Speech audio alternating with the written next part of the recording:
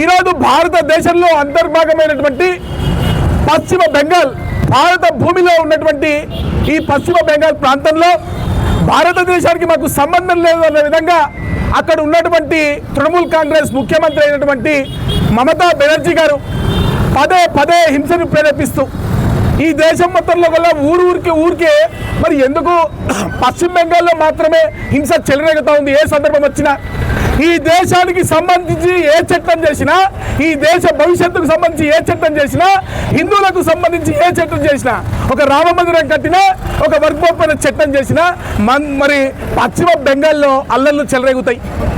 హిందువులపైన దాడి జరుగుతుంది, హిందువులపైన ఊచకోత జరుగుతుంది. ఇది ఈరోజు కొత్త కాదు మిత్రులారా.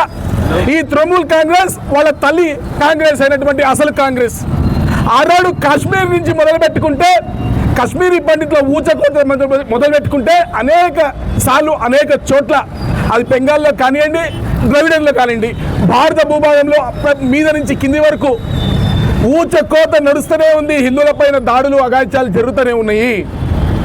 దీనికి కారణము మైనారిటీ అపీస్మెంట్ పాలిటిక్స్ అయితే, అంటే కేవలము ఈ దేశంలో ఒక 20% ఉన్నటువంటి వ్యక్తులు లేదా ఒక 15% ఉన్నటువంటి వ్యక్తులు వీళ్ళందరినీ గంపగుత్తగా చేర్చుకొని హిందువులు ఎలాగో విడిపోతారు, హిందువులు ఎలాగో చీలిపోతారు, హిందువులందరూ ఒక తాటిపైకి ఎలాగో రారు.